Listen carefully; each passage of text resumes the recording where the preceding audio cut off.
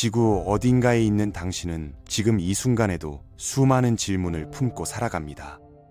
왜 우리는 여기에 있을까요? 이 모든 것은 어떻게 시작된 걸까요? 그리고 무엇보다 이 모든 것에는 어떤 의미가 있을까요? 수천 년 동안 인류는 이 질문에 답하기 위해 끊임없이 고민해 왔습니다. 창조부터 구원까지, 타락부터 회복까지를 관통하는 이야기죠. 이 이야기는 단순한 신화나 전설이 아닙니다. 수십억 명의 사람들이 믿고 따르는 믿음의 근간이죠. 성경이라는 책에 담긴 이 서사는 인류 역사상 가장 많이 읽히고 가장 많이 번역되고 가장 많은 영향을 끼친 텍스트입니다. 하지만 성경을 처음부터 끝까지 읽어본 사람은 생각보다 많지 않습니다. 66권의 책으로 구성된 방대한 분량과 복잡한 시간대, 수많은 인물들이 등장하는 이 서사를 한 번에 이해하기란 쉽지 않거든요. 그런데 이 모든 이야기를 하나로 꿰뚫는 핵심이 있다면 어떨까요? 수천 년에 걸친 사건들이 사실은 하나의 거대한 약속을 향해 나아가는 여정이었다면요. 오늘은 창세기의 첫 구절부터 요한계시록의 마지막 장면까지 성경 전체를 관통하는 하나의 이야기에 대해 살펴보겠습니다. 태초에 아무것도 없었습니다. 형태도, 빛도, 시간조차 없었죠. 오직 하나님만이 존재했습니다. 그분은 모든 것이었고 모든 곳에 계셨으며 존재 그 자체였습니다. 완전한 존재였기에 세상을 창조할 필요조차 없었죠. 하지만 하나님은 창조를 선택하셨습니다. 이것이 모든 이야기의 시작입니다. 처음에는 형태가 없고 공허했으며 깊은 어둠만이 가득했습니다. 그때 하나님이 말씀하셨죠. 빛이 있으라. 그러자 빛이 생겨났습니다. 이것은 단순한 물리적 빛 이상의 의미를 가집니다. 어둠과 혼돈 속에서 질서가 시작된 순간이었거든요. 하나님은 이 빛을 보시고 좋다고 하셨고 빛과 어둠을 나누어 하나는 낮, 하나는 밤이라 부르셨습니다. 그 다음에는 물을 나누는 작업이 이어졌습니다.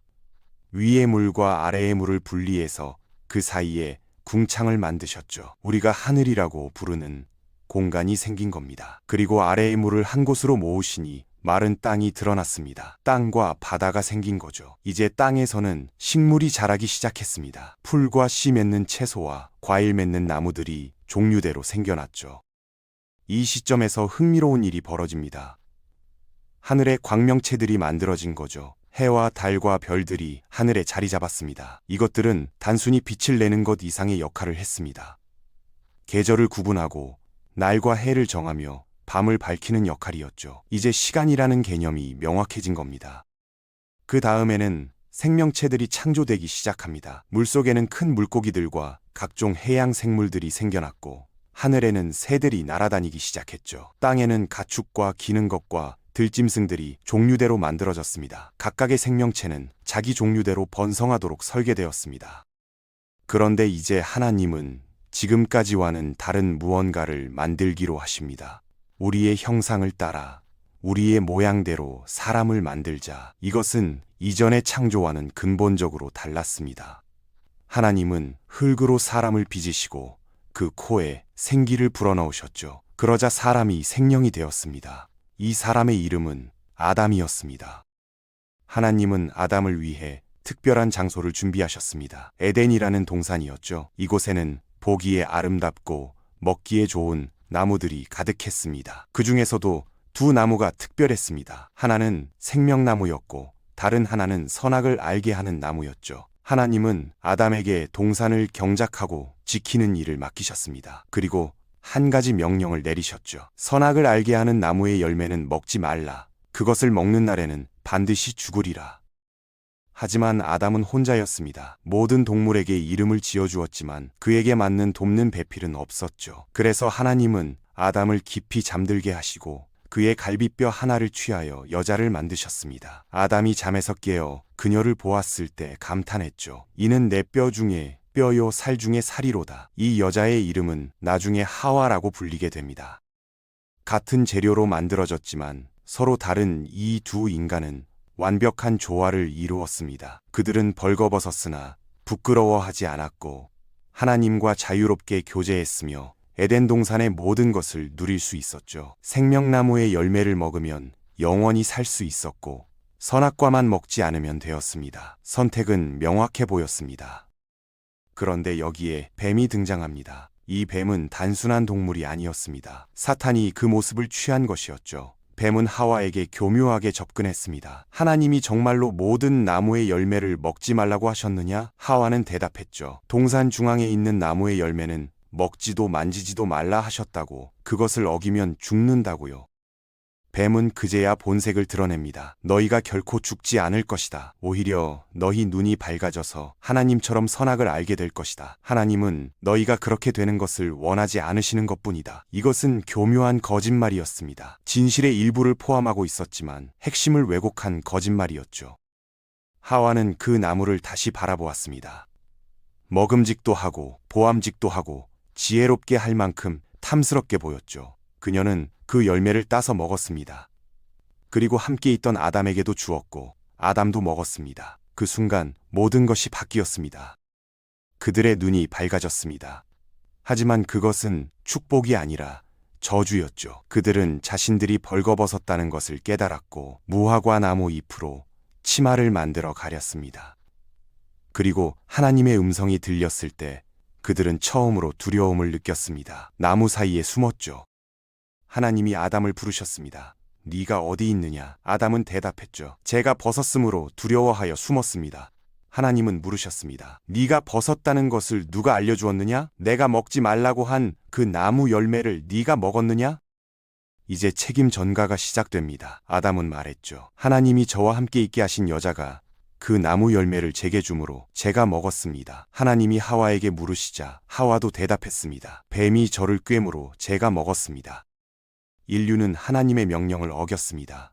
하나님보다 사탄의 말을 믿은 것이었죠. 그 결과는 참혹했습니다. 뱀은 저주를 받아 평생 배로 다니며 흙을 먹게 되었습니다. 하와에게는 해산의 고통이 주어졌고 아담을 사모하지만 그가 다스릴 것이라는 말씀이 떨어졌죠. 아담에게는 평생 수고하며 땅을 경작해야 한다는 형벌이 내려졌습니다. 땅은 가시덤불과 엉겅퀴를 낼 것이고 얼굴에 땀을 흘려야 먹을 것을 얻을 것이며 결국 흙으로 돌아갈 것이라고요. 하지만 하나님은 여기서 하나의 약속을 하십니다. 여자의 후손이 뱀의 머리를 상하게 할 것이라고요. 이것이 바로 모든 성경을 관통하는 메시아 약속의 시작입니다. 언젠가 여자의 후손 중 한 명이 사탄을 멸망시킬 것이라는 약속이었죠. 그리고 아담과 하와는 에덴 동산에서 쫓겨났습니다. 하나님은 그들이 생명나무에 접근하지 못하도록 동산 동쪽에 그룹들과 화염검을 두셨습니다. 인류는 이제 죽을 수밖에 없는 존재가 된 겁니다. 사실 하나님께서 그 자리에서 인류를 끝내셨다 해도 아무도 불의하다고 할 수 없었을 겁니다. 하지만 하나님은 그렇게 하지 않으셨습니다. 약속의 성취를 기다리신 거죠. 아담과 하와에게는 자녀들이 태어났습니다. 첫째는 카인, 둘째는 아벨이었죠. 카인은 농사를 짓는 사람이 되었고 아벨은 양을 치는 목자가 되었습니다. 그들은 하나님께 제사를 드렸는데 하나님은 아벨의 제사는 받으시고 카인의 제사는 받지 않으셨습니다. 카인은 심히 분노했고 안색이 변했습니다. 하나님께서 카인에게 말씀하셨죠. 네가 왜 분노하느냐? 네가 선을 행하면 어찌 낯을 들지 못하겠느냐? 선을 행하지 아니하면 죄가 문에 엎드려 있느니라. 죄가 너를 원하나 너는 죄를 다스릴지니라.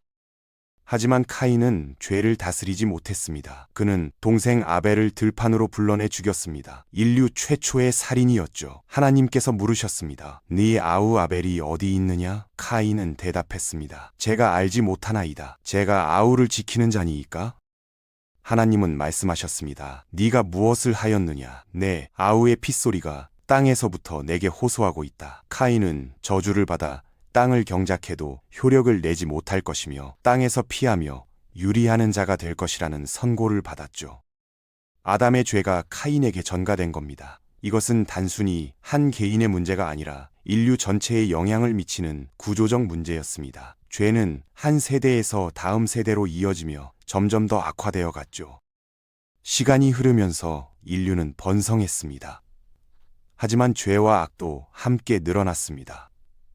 사람들의 죄악이 세상에 가득하고 마음의 생각이 항상 악한 것뿐이었죠. 하나님은 인간을 지으신 것을 한탄하시고 마음에 근심하셨습니다.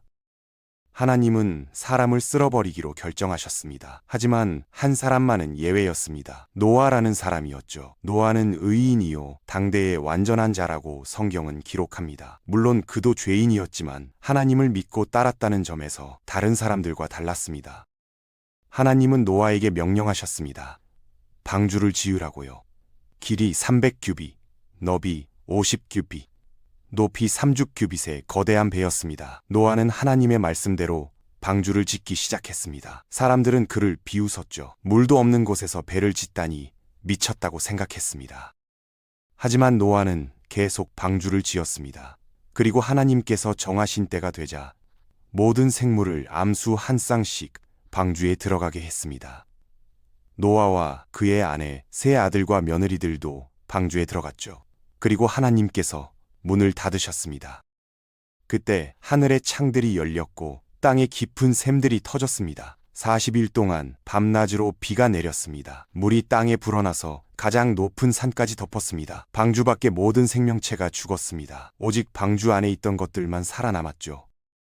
물이 150일 동안 땅에 있었고 그 후에야 물이 줄어들기 시작했습니다. 방주는 아라랏산에 머물렀습니다. 노아는 까마귀와 비둘기를 내보내 물이 얼마나 빠졌는지 확인했죠. 마침내 땅이 마른 후에 하나님은 노아에게 방주에서 나오라고 하셨습니다.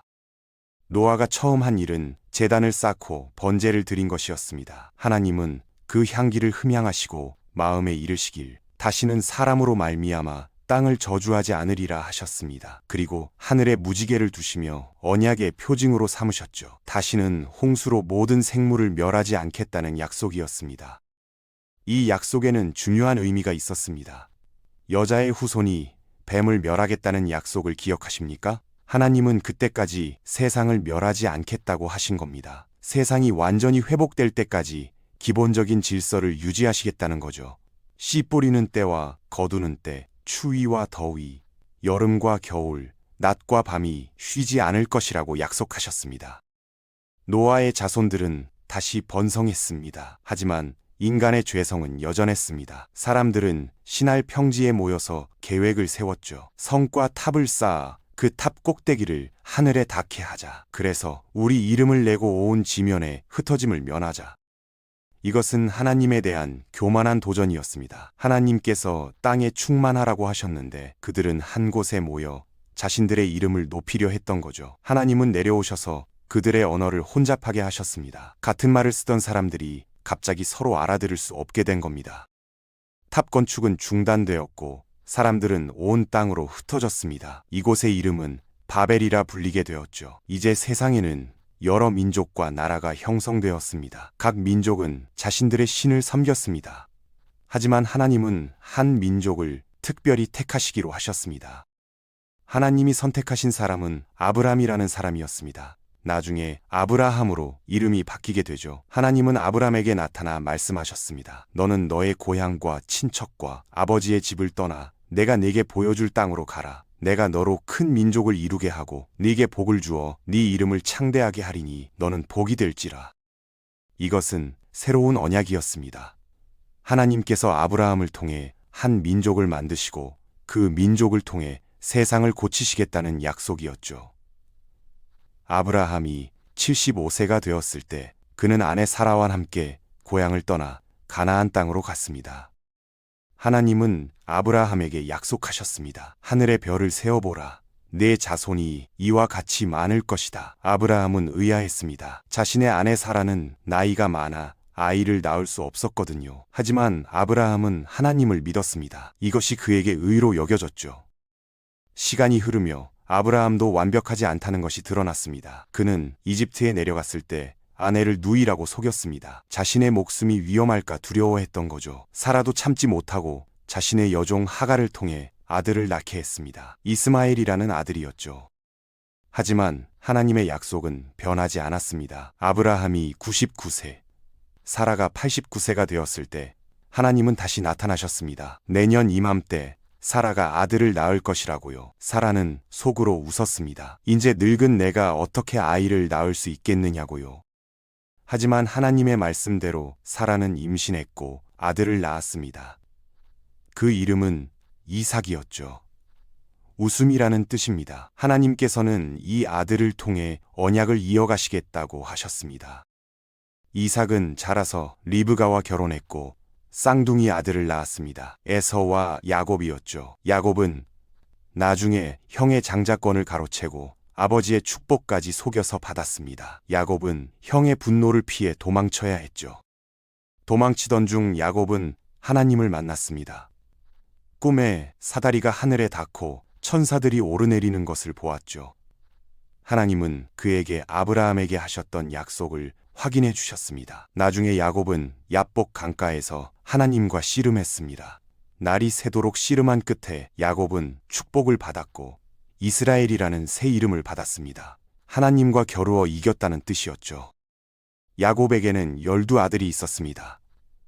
이들이 이스라엘의 12지파가 됩니다. 하지만 이 가족은 심각한 문제가 있었습니다. 야곱은 라헬에게서 낳은 요셉을 특별히 사랑했고 이것이 형제들의 질투를 불러일으켰죠.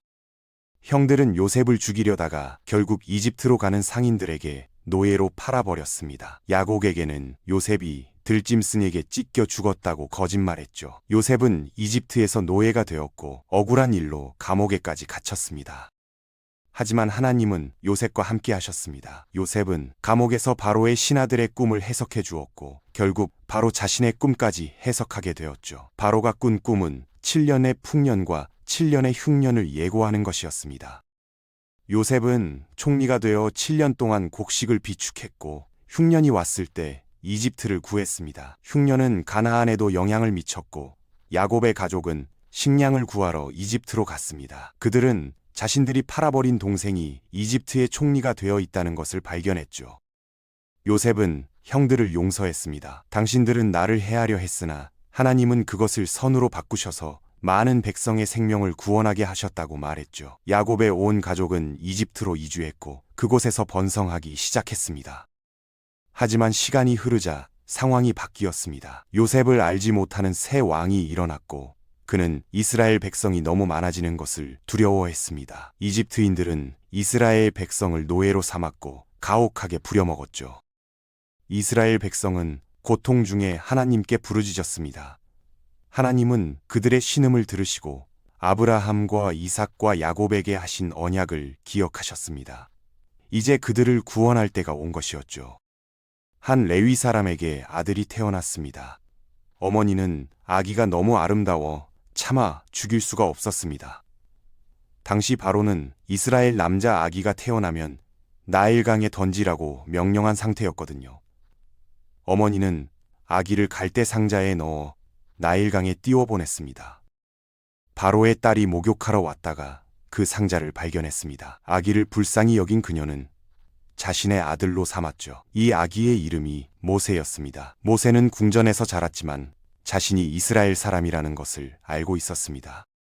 어느 날 모세는 이집트 사람이 이스라엘 사람을 학대하는 것을 보았습니다. 분노한 모세는 그 이집트 사람을 죽이고 모래에 묻었습니다. 하지만 이 일이 알려졌고 모세는 도망쳐야 했죠. 그는 미디안 광야로 가서 양을 치며 살았습니다.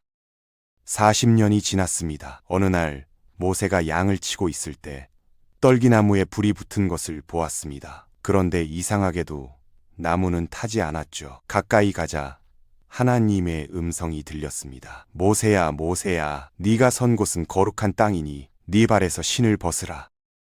하나님은 말씀하셨습니다. 내가 내 백성의 고통을 보았고 그들의 부르짖음을 들었다. 내가 그들을 이집트에서 인도하여 젖과 꿀이 흐르는 땅으로 데려가리라. 네가 가서 내 백성을 인도하라. 모세는 두려워했습니다. 제가 누구이기에 바로에게 가며 이스라엘 자손을 이집트에서 인도하겠나이까.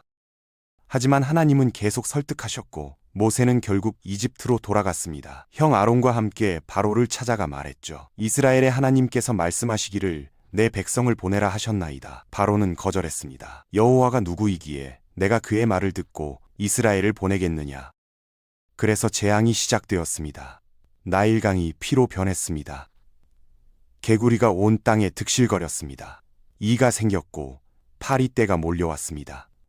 가축의 질병이 돌았고 독종이 생겼습니다. 우박이 내렸고 메뚜기 떼가 덮쳤으며 사흘 동안 흑암이 땅을 뒤덮었습니다. 하지만 바로의 마음은 완강했습니다. 그래서 마지막 재앙이 내려졌습니다. 이집트의 모든 처음 난 것이 죽을 것이라는 예고였죠. 하나님은 이스라엘 백성에게 명령하셨습니다. 어린 양을 잡아 그 피를 문설주에 바르라. 그러면 재앙이 넘어갈 것이라고요. 밤중에 재앙이 임했습니다. 바로의 장자부터 감옥에 갇힌 자의 장자까지 이집트의 모든 처음 난 것이 죽었습니다. 바로는 마침내 굴복했죠. 일어나 내 백성 가운데서 나가되 너희와 이스라엘 자손은 여호와께 예배하러 가라. 이스라엘 백성은 서둘러 이집트를 떠났습니다. 하나님은 낮에는 구름 기둥으로, 밤에는 불 기둥으로 그들을 인도하셨습니다. 하지만 바로는 다시 마음이 변했습니다. 군대를 이끌고 이스라엘 백성을 추격했죠. 이스라엘 백성은 홍해 앞에 갇혔습니다. 앞은 바다, 뒤는 이집트 군대였죠. 사람들은 모세를 원망했습니다. 이집트에서 죽는 것이 낫지 않았느냐고요. 모세는 말했습니다. 두려워하지 말고 가만히 서서 여호와께서 오늘 너희를 위하여 행하시는 구원을 보라. 모세가 지팡이를 들어 바다 위로 내밀자 놀라운 일이 벌어졌습니다. 밤새도록 강한 동풍이 불어 바다를 갈랐고 물이 좌우로 갈라져 벽이 되었습니다. 이스라엘 백성은 마른 땅을 밟으며 바다를 건넜죠. 이집트 군대가 뒤따라 들어왔습니다. 하지만 이스라엘 백성이 다 건넌 후 하나님께서 모세에게 다시 손을 내밀게 하셨습니다. 물이 도로 흘러 이집트 군대를 덮었습니다. 바로의 군대는 하나도 남지 않고 물에 잠겼죠. 이스라엘 백성은 자유의 몸이 되었습니다. 그들은 신의 산으로 향했습니다. 그곳에서 하나님께서 그들에게 율법을 주실 것이었거든요. 모세는 산에 올라갔고 하나님은 그곳에서 10계명을 포함한 율법을 주셨습니다. 10계명은 이러했습니다. 너는 나 외에 다른 신들을 네게 두지 말라. 너를 위하여 새긴 우상을 만들지 말라. 네 하나님 여호와의 이름을 망령되게 부르지 말라. 안식일을 기억하여 거룩하게 지키라. 네 부모를 공경하라. 살인하지 마라. 간음하지 말라. 도둑질하지 말라. 네 이웃에 대하여 거짓 증거하지 말라. 네 이웃의 것을 탐내지 말라. 하지만 모세가 산에 있는 동안 백성들은 무엇을 했을까요? 그들은 금송아지를 만들어 경배했습니다. 이것이 우리를 이집트에서 인도한 신이라고 하면서요. 모세가 내려와 이것을 보고 분노하여 10계명이 새겨진 돌판을 산 아래로 던져 깨뜨렸습니다.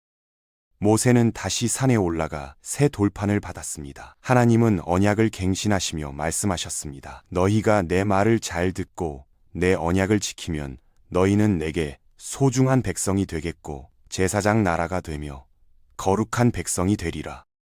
이스라엘 백성은 약속의 땅 가나안을 향해 계속 나아갔습니다. 하지만 가나안에 도착했을 때 그들은 두려워했습니다. 그곳에 사는 사람들이 강하고 성읍들이 견고하며 거인족도 있었거든요. 12 정탐꾼 중 10명이 돌아와 말했습니다. 우리는 그들을 대적할 수 없습니다.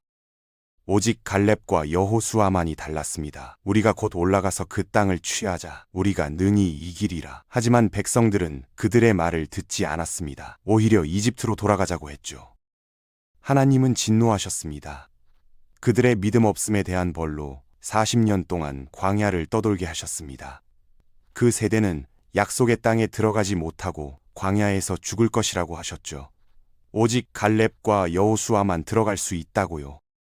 모세 자신도 약속의 땅에 들어가지 못했습니다. 어느 날 백성들이 물이 없다고 원망했을 때 하나님은 모세에게 반석에게 명령하여 물을 내라고 하셨습니다. 하지만 모세는 화가 나서 반석을 지팡이로 2번 쳤습니다. 물은 나왔지만 모세는 하나님께 영광을 돌리지 못했습니다.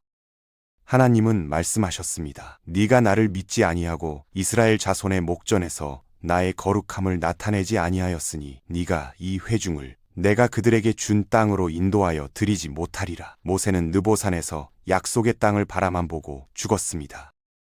여호수아가 새로운 지도자가 되었습니다. 하나님은 그에게 말씀하셨죠. 내가 모세와 함께 있었던 것 같이 너와 함께 있을 것이니 강하고 담대하라. 여호수아는 백성을 이끌고 요단강을 건넜습니다. 제사장들이 언약궤를 메고 강에 들어서자 물이 멈추어 쌓여서 길이 열렸습니다. 첫 번째 목표는 여리고 성이었습니다. 견고한 성벽으로 둘러싸인 요새였죠. 하나님은 여호수아에게 특이한 전략을 주셨습니다. 6일 동안 하루에 한 번씩 성을 돌고 일곱째 날에는 7번 돌라. 그리고 제사장들이 나팔을 불고 백성은 크게 외치라. 그들이 그대로 했을 때 놀라운 일이 벌어졌습니다. 여리고 성벽이 무너진 것입니다. 이스라엘 백성은 성을 점령했습니다. 이것은 시작에 불과했죠. 여호수아는 가나안 땅의 여러 왕들을 물리치고 땅을 정복해 나갔습니다. 땅이 12지파에게 분배되었고 이스라엘은 마침내 약속의 땅에 정착했습니다. 하지만 여호수아가 죽은 후 새로운 문제가 생겼습니다. 누가 백성을 다스릴 것인가? 하나님은 필요할 때마다 사사라고 불리는 지도자들을 일으키셨습니다. 사사 시대에는 일정한 패턴이 반복되었습니다. 땅에 평화가 있으면 백성들이 하나님을 잊어버렸습니다. 그러면 하나님께서 적들이 그들을 괴롭히도록 허락하셨죠. 백성들이 고통 중에 부르짖으면 하나님께서 사사를 보내 그들을 구원하셨습니다. 그리고 다시 평화가 왔습니다. 기드온, 삼손, 드보라 같은 유명한 사사들이 있었습니다. 하지만 결국 백성들은 불평하기 시작했습니다. 우리도 다른 나라들처럼 왕을 세우자. 마지막 사사였던 사무엘은 말했습니다. 왕을 원하지 않는 것이 좋습니다. 왕은 여러분을 억압할 것입니다. 하지만 백성들은 고집했고 하나님은 그들의 요구를 들어주셨습니다. 사울이 첫 번째 왕으로 기름 부음을 받았습니다. 사울은 처음에는 괜찮았지만 점점 교만해지고 하나님의 명령을 거역했습니다. 결국 하나님은 사울을 버리시고 새 왕을 찾으셨습니다. 하나님이 선택하신 사람은 다윗이었습니다. 양을 치는 소년이었죠. 사무엘이 다윗에게 기름을 부었습니다. 다윗은 골리앗이라는 거인 전사를 물리쳐 일약 영웅이 되었습니다. 그는 물맷돌 하나로 골리앗의 이마를 맞춰 쓰러뜨렸죠. 사울은 다윗을 질투했습니다. 여인들이 노래하며 사울은 천천을, 다윗은 만만을 죽였다고 했거든요. 사울은 다윗을 죽이려 했고 다윗은 도망 다녔습니다. 어느 날 다윗은 동굴에서 사울을 죽이 기회를 얻었지만 그러지 않았습니다. 사울은 하나님의 기름 부음 받은 자였으니까요. 결국 사울은 블레셋과의 전투에서 죽었고 다윗이 왕이 되었습니다. 다윗은 예루살렘을 정복하여 수도로 삼았고 이스라엘을 강대국으로 만들었습니다. 하나님은 다윗에게 약속하셨습니다. 내 자손이 영원히 왕위에 앉을 것이며 내 왕국이 영원히 견고하리라. 그렇다면 다윗이 약속된 메시아일까요? 아니었습니다. 다윗도 큰 죄를 지었습니다. 그는 밧세바라는 여인을 보고 욕정이 생겼습니다. 문제는 그녀에게 남편이 있다는 것이었죠. 다윗은 그 남편 우리야를 전쟁터 최전선에 보내 죽게 만들고 밧세바를 취했습니다.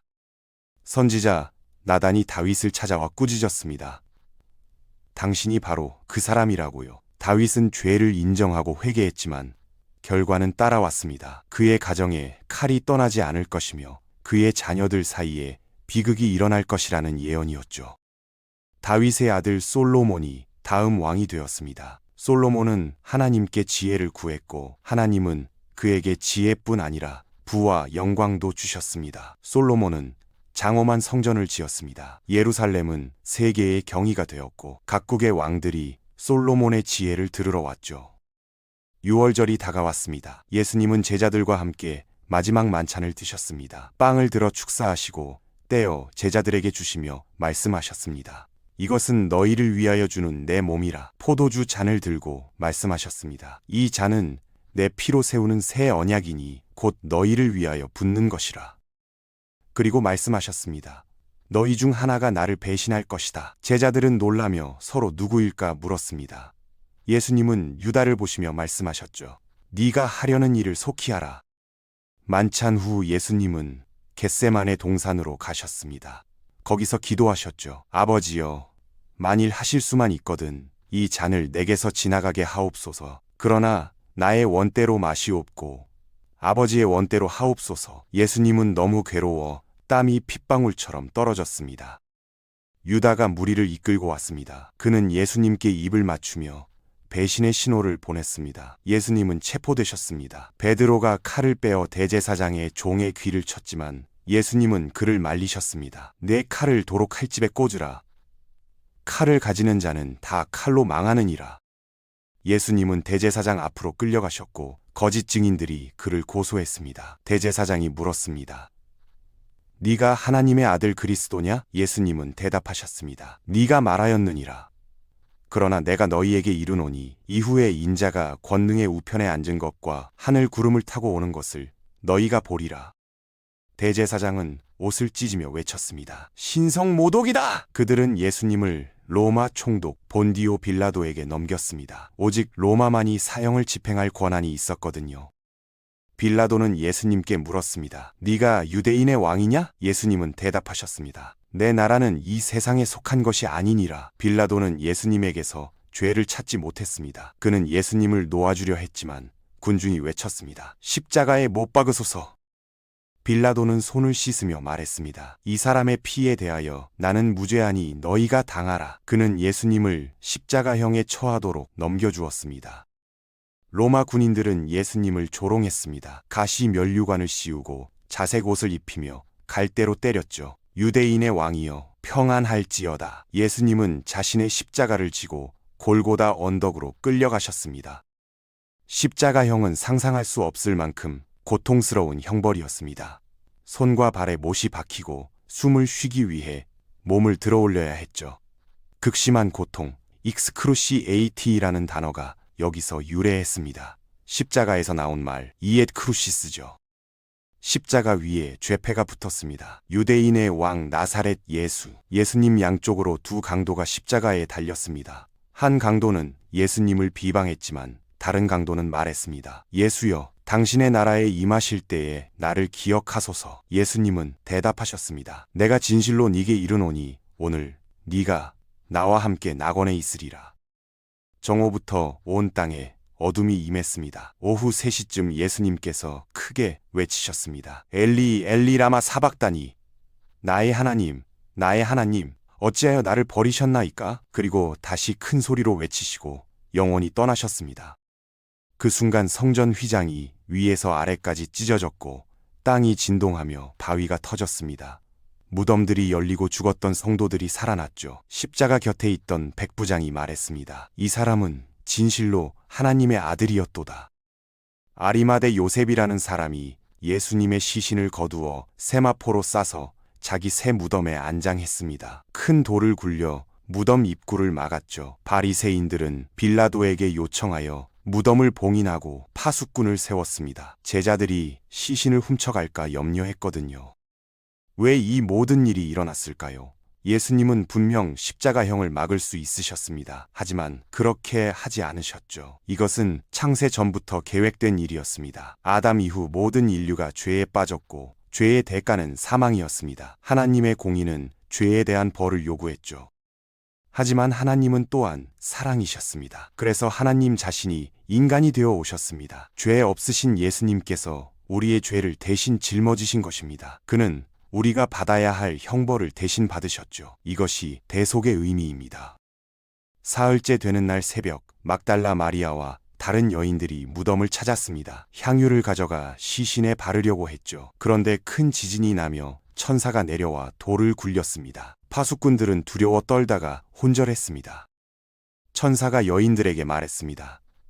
무서워하지 말라. 너희는 십자가에 못 박히신 예수를 찾는구나. 그가 여기 계시지 않고 말씀하시던 대로 살아나셨느니라.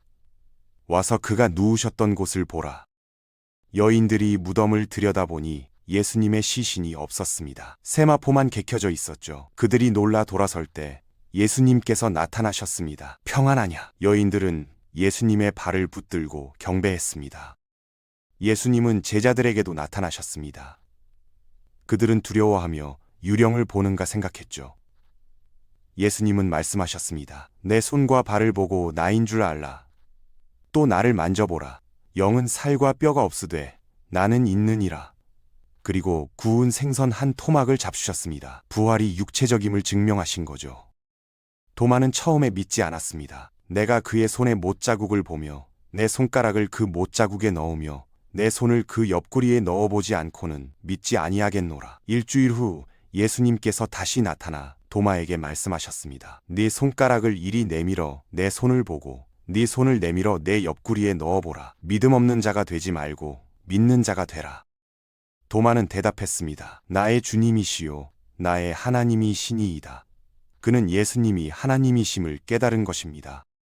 40일 동안 예수님은 제자들에게 나타나셨습니다. 하나님 나라의 일을 가르치시고 모든 성경이 자신에 관한 것임을 설명하셨죠. 창세기의 여자의 후손 약속부터 말라기까지 모든 것이 메시아를 가리키고 있었습니다. 제자들은 물었습니다. 주께서 이스라엘 나라를 회복하심이 이때니이까? 그들은 여전히 정치적 왕국을 기대하고 있었습니다. 예수님은 대답하셨습니다. 때와 시기는 아버지께서 자기의 권한에 두셨으니 너희가 알 바 아니요 오직 성령이 너희에게 임하시면 너희가 권능을 받고 예루살렘과 온 유대와 사마리아와 땅 끝까지 이르러 내 증인이 되리라. 이것이 새로운 사명이었습니다. 제자들은 모든 민족에게 가서 복음을 전하고 세례를 주며 가르치라는 명령을 받았습니다. 이것이 대사명이라 불리는 것이죠. 그리고 예수님은 그들이 보는 앞에서 올려지셨습니다. 구름이 그를 가리어 보이지 않게 되었죠. 두 천사가 나타나 말했습니다. 갈릴리 사람들아, 어찌하여 서서 하늘을 쳐다보느냐? 너희 가운데서 하늘로 올려지신 이 예수는 하늘로 가심을 본 그대로 오시리라. 제자들은 예루살렘으로 돌아가 기도하며 기다렸습니다. 오순절 날이 되자 갑자기 하늘로부터 급하고 강한 바람 같은 소리가 있어 그들이 앉은 온 집에 가득했습니다. 불의 혀같이 갈라지는 것들이 그들에게 보여 각 사람 위에 하나씩 임했죠. 그들이 다 성령의 충만함을 받고 성령이 말하게 하심을 따라 다른 언어들로 말하기 시작했습니다. 베드로가 일어나 설교했습니다. 이스라엘 사람들아, 이 말을 들으라. 너희가 십자가에 못 박은 이 예수를 하나님이 주와 그리스도가 되게 하셨느니라. 사람들이 마음에 찔려 물었습니다. 우리가 어찌할꼬? 베드로가 대답했습니다. 회개하여 각각 예수 그리스도의 이름으로 세례를 받고 죄 사함을 받으라. 그리하면 성령의 선물을 받으리니. 그날 3,000명이 세례를 받았습니다. 교회가 탄생한 것입니다. 초대 교회는 사도들의 가르침을 받아 서로 교제하고 떡을 떠며 기도하기를 힘썼습니다. 모든 물건을 서로 통용하고 필요에 따라 나누어 주었죠. 날마다 성전에 모이기를 힘쓰고 집에서 떡을 떼며 기쁨과 순전한 마음으로 음식을 먹고 하나님을 찬미했습니다. 박해도 시작되었습니다. 베드로와 요한이 체포되었고 스데반은 돌에 맞아 죽었습니다. 사울이라는 사람은 교회를 심히 박해하여 각 집에 들어가 남녀를 끌어다가 옥에 넘겼죠. 하지만 이 박해가 오히려 복음을 퍼뜨렸습니다. 흩어진 사람들이 각처에 다니며 복음의 말씀을 전했거든요. 사울 자신도 변화되었습니다. 다메섹으로 가던 중 예수님을 만난 것입니다. 사울아, 사울아, 네가 어찌하여 나를 박해하느냐? 사울은 눈이 멀어 아무것도 볼 수 없었습니다. 사흘 후 아나니아라는 제자가 찾아와 안수하자 눈에서 비늘 같은 것이 벗어져 다시 보게 되었죠. 사울은 바울이라는 이름으로 불리게 되었고 가장 위대한 전도자가 되었습니다. 그는 3차례의 전도 여행을 하며 소아시아와 그리스 각지에 교회를 세웠습니다. 이방인들에게 복음을 전하는 사도가 된 것이죠. 바울은 많은 편지를 썼습니다. 로마서, 고린도서, 갈라디아서, 에베소서 등입니다. 이 편지들은 신약 성경의 상당 부분을 차지하며 교회의 교리와 실천적 가르침을 제공했죠. 그는 복음의 핵심을 이렇게 요약했습니다. 하나님이 세상을 이처럼 사랑하사 독생자를 주셨으니 이는 그를 믿는 자마다 멸망하지 않고 영생을 얻게 하려 하심이라. 복음은 온 세계로 퍼져나갔습니다. 로마 제국의 박해에도 불구하고 교회는 성장했습니다. 많은 그리스도인이 순교했지만 순교자의 피는 교회의 씨앗이 되었죠. 개인적으로 이 이야기를 들으면서 한 가지 깨닫게 되는 것이 있습니다. 수천 년에 걸친 이 긴 여정이 결국 하나의 약속을 향해 나아갔다는 거예요. 여자의 후손이 뱀의 머리를 상하게 하리라는 최초의 약속이 예수 그리스도 안에서 성취된 것이죠. 모든 실패와 좌절에도 불구하고 하나님의 계획은 변함없이 진행되었습니다.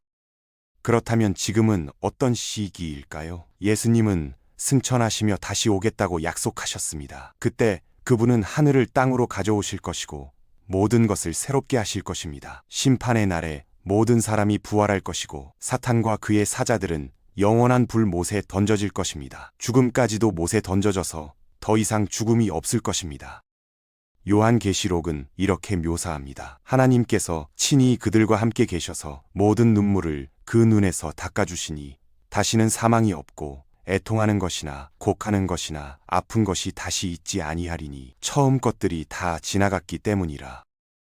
에덴 동산에서 잃어버렸던 생명나무가 다시 나타납니다. 새 예루살렘에는 생명나무가 있어 12가지 열매를 맺되 달마다 그 열매를 맺고 그 나무 잎사귀들은 만국을 치료하기 위한 것이라고 기록되어 있죠. 처음의 약속이 마침내 완성되는 겁니다. 그때 모든 것이 회복될 것입니다. 하나님께서 모든 것 안에 모든 것이 되실 것이고 우리는 완벽한 세상에서 영원히 살 수 있을 것입니다. 더 이상 죄도 고통도 눈물도 없는 세상이죠. 아마도 그것은 우리가 상상할 수 있는 것보다 훨씬 더 영광스러울 거예요. 앞으로 얼마나 더 기다려야 할까요? 아무도 모릅니다. 예수님 자신도 그날과 그때는 아무도 모르되 아버지만 아신다고 하셨거든요.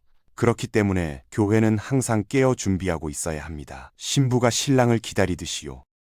그럼 현재 우리의 역할은 무엇일까요? 예수님께서 제자들에게 주신 사명이 바로 그것이죠.